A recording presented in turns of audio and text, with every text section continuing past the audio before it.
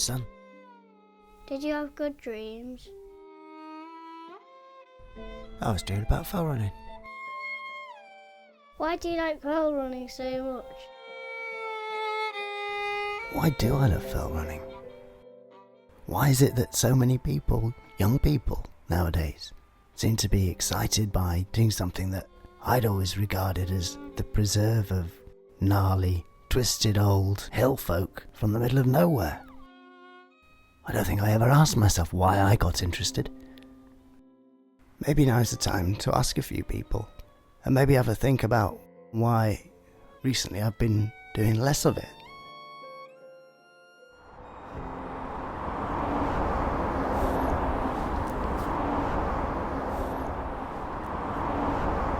This is Manchester, this is where I grew up, and I love it here. You've got everything, it's a proper 24-hour city. But sometimes I've always just wanted to get away, do something away from all this chrome, glass and concrete. For a long time I didn't know what that was, and then I discovered fell running.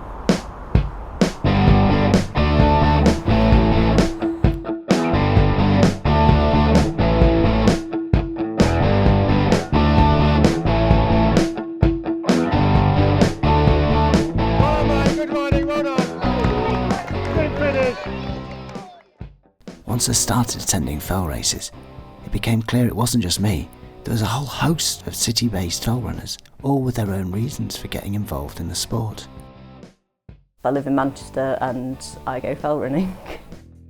I grew up in a village just bordering the Peak District, so I don't think I realised how lucky I was to have access to the hills and to the countryside. Even if I'm at the back of a race and I'm the only person there, there's something about being out there and kind of being comfortable in a situation that's quite uncomfortable.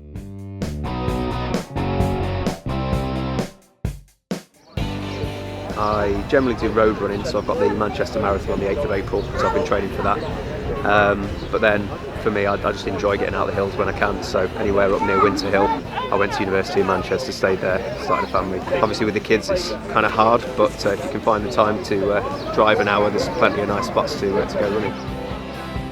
Nottingham, Leicester, Sheffield, Manchester. I think most people like to come out to the peaks to race. I think they find it a bit more hilly than they're used to in training, and a lot muddier normally.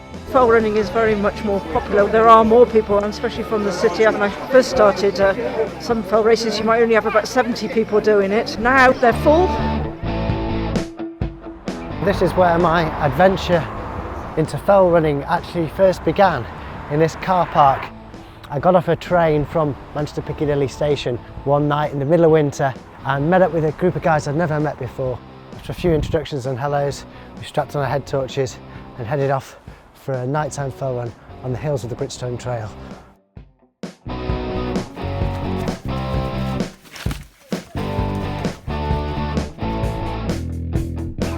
I was a little bit nervous at the time, I was a little bit worried about what was going to happen, but by the end of the evening I was hooked.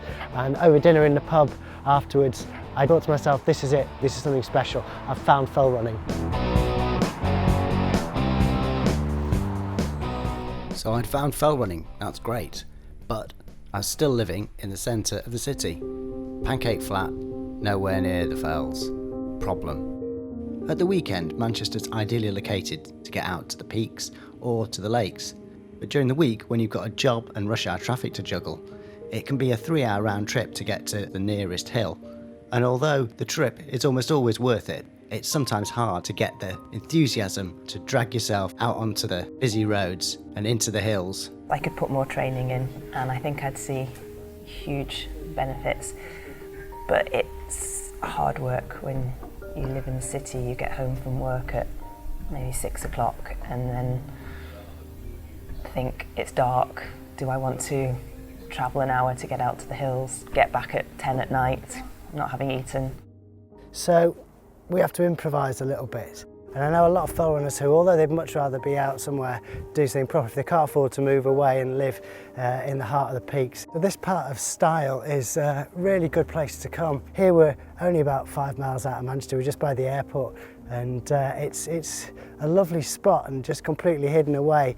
It's not a gradient like you get on a fell race, but this is as good as you're going to get within a stone's throw of your home and your work. I've certainly enjoyed coming here many times over the years.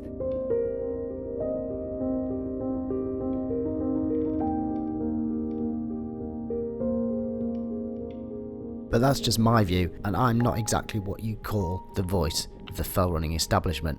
I'm a hobbyist at best. One of the toughest fell runners I know is a guy called Andy Ford. This is his stomping ground.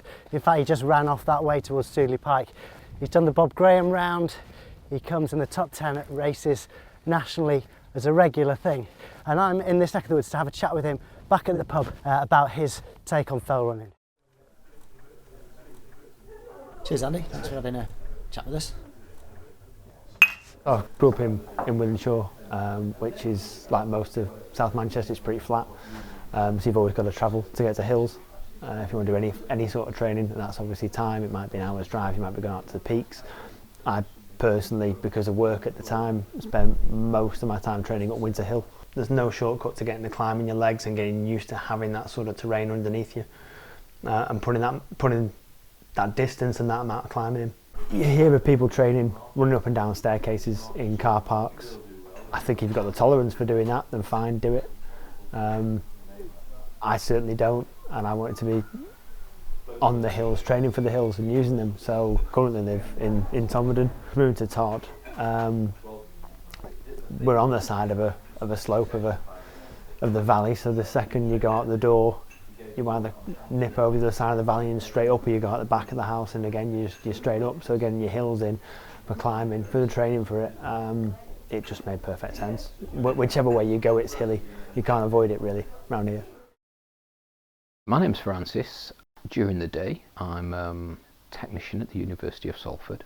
That's what brought me down to Manchester, getting on for 20 years ago now, from Cumbria, where I was born.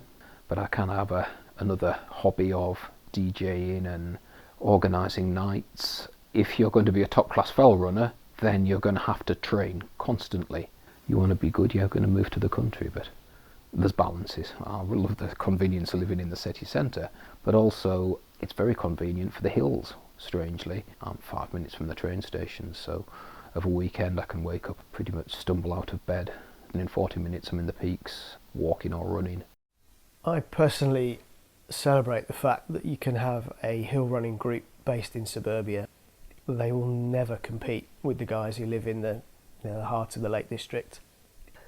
Even if you had the best physiology, the best anatomy, you're going to struggle if only a small percentage of your runs per week are in the hills. Those guys are running 100% in the hills. So the fact that we can compete, and our club does compete, I quite like that. I think originally we were probably regarded as a bit of a fun comedy value, like the Dutch mountain biking team or something. But equally, we're raising a few eyebrows, which is nice. When I first started running in the peaks, I had no expectations of myself. It was to try and get to the end, to not get lost, to not fall down a slope, to not look silly in front of all these wizened people that have been running for years, and not look like the city dweller that had no idea what she was doing. And then 2 years ago, I came second lady in Bollington Three Peaks race, and this year I won it.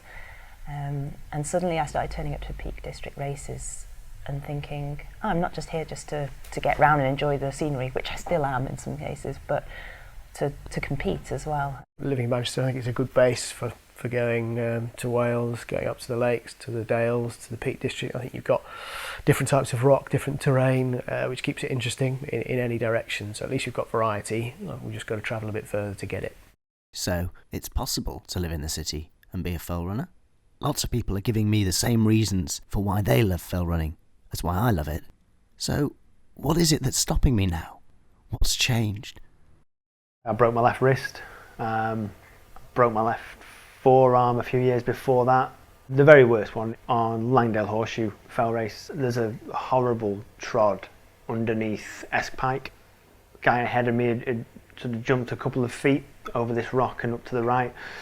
I went to do that, planting my left foot, it didn't stay there, I just slipped, skidded, and hit my right kneecap on a rock. I went straight into a pot of bog, and it needed 3 other guys who were racing to stop and pull me out. And as they did that, one guy looked and said, oh God, it's his knee, don't look at his knee. So we all looked at it, and that's when I realised that things had gone pretty badly wrong, and then the marshals came over from Escort, so that was the last checkpoint I'd been through. They put me in a shelter, and I was in that for about 2 hours before it was clear enough they could get a Sea King up there, and then winched me and another guy who had broken his wrist, broken his arm, got the pair of us in the helicopter and took us to A&E in Whitehaven. Pulled muscles, turned ankles, you fall, you hit a rock, you might bleed a bit, but you just crack on with it. It's not like I fall all the time, but you're going to go down. If you don't go down in a fell race every few fell races, you're probably not trying hard enough. So many falls, and one of them's going to damage you, and that's what's happened. It's kind of, people say, oh, unlucky, but kind of pretty average, I would say, in that I've been fell racing a few years, and now I've got a broken leg. Just that moment when I got up and I thought, I've broken a bone. I'm stuck on the side of a hill and the weather was closing in. I fell at almost the highest point. I was very fortunate to have not broken a bone and I could make it round, but yeah, that scared me a little bit. When I started fell running, I was a single guy. I needed something to fill the time. I'd come out of a relationship, and to be honest, I wasn't looking after myself. Is the problem that now I'm just too happy, too comfortable? Do I feel the responsibility more of being a father? Is it that I just want to keep hold of the things that I love rather than risking it out on the fells? It is a risky sport by its very nature. Whether that is falls and onto rocks and so on. The fact that you're being out and you're quite remote, and there's a huge element, which again, in some ways, it appeals with fell running because it's the self-sufficiency element. You know, if you're in the middle of a race and things aren't going well, you can't just step to the side through a barrier like you could in a road race, or just step off to the side and you're okay. You could be potentially miles from a checkpoint, from anywhere else, from anyone else that may be able to assist you. So you've got to have that ability to look after yourself in the hills, which is part of the challenge of it. I think if you're not prepared to do that kind of thing, then you shouldn't. But if you like that kind of thing and you see that as part of the challenge, then it definitely should not put you off. I think Andy's right. I like a challenge. I like to take risks. And maybe if I've lost my running mojo, perhaps all I need to do is take a few baby steps back out onto the fells and re-engage with those core skills of nav, first aid, and just basic looking after yourself on the hills. If someone loses their running mojo, I think living in suburbia, you can maintain the baseline stuff without a problem. If your only issue is access to the hills, you'd have to look at your time that's available. For me, that's plates to spin, how many plates you've got in your life. There's only so many plates you can spin, and those plates will change. I do consider myself a part-timer. There's a certain kind of reverse pride in that I'm this amateur at it when guys are racing really fast at the front, that I'm kind of bumbling around at the back. I think impending fatherhood, it doesn't really affect how I'm looking at everything we're running. I think you can always adapt, and there were friends of ours who we've seen adapt when they've been in the same situation. I think the more you can make that connection with the hills, you go, oh yeah, this is great, damn, why aren't I doing this more often? But without that baseline stuff that you can maintain in suburbia, there'll be less fun. Yeah, I live in central Manchester, so, well, 3 miles out of the centre. So here in Chorlton we have the River Mersey to run along. That's the only stretch of green and some parks. With my run club at work, we occasionally do hill reps up the 10% cobbled hill in the northern quarter of Manchester. For me, it's such a treat to be out of the city, to be out of the office. I spend my day looking at the hills, wishing I was there, so I appreciate it even more when I get there. I've hiked up from Todmorden to Stoodley Pike, and it feels really good to be out in the hills. I've put effort into getting the miles in, down in the city, but I'd really love to be running up here instead. I'm half tempted to get my kit out and do a quick run now, but as the snow has started, I'm going to pack up, head back down to the Shepherd's Rest pub and enjoy a well-earned pint. I enjoyed that pint, and as I sat there next to a roaring log fire, I made the decision that fell running was always going to be part of my life. I got out my mobile phone and I started booking onto races. Yeah, I'll struggle with fitness. I'll struggle to fit fell running around the other loves of my life. I'll struggle with that horrible journey out of the city. I'll always worry about injury. But the benefits are way too big to ignore. I think if you gave fell running up, you'd You'd miss the community, you'd miss the friendships that are forged over those days or evenings running in the hills and in the pub afterwards. I think as you go along, if you're falling out of love with it, when the fun stops, stop. If you're not enjoying yourself, something is wrong. But don't stop forever. Change, adjust something. Look at the stalwarts of the sport and the names, the Josses and the Billies. I mean, you see Joss still out there now at 80 plus, leading people about on bits of runs and walks and whatnot. It's definitely worth doing. Why people have such longevity in fell running, I don't know. But whatever it is, it must be a good thing. And I think the wider world needs to tap into it. I just want to keep running and continue to get out into the countryside and continue getting up those hills. And as long as those hills are there, I'm sure the city boys and girls will be there, pulling on their vests, buffs and fell shoes, mixing it up with the top guys from the peaks and lakes, and then making their way home to the city, tired but elated, with stories to tell and new dreams to chase. And that, son, that is why I love fell running.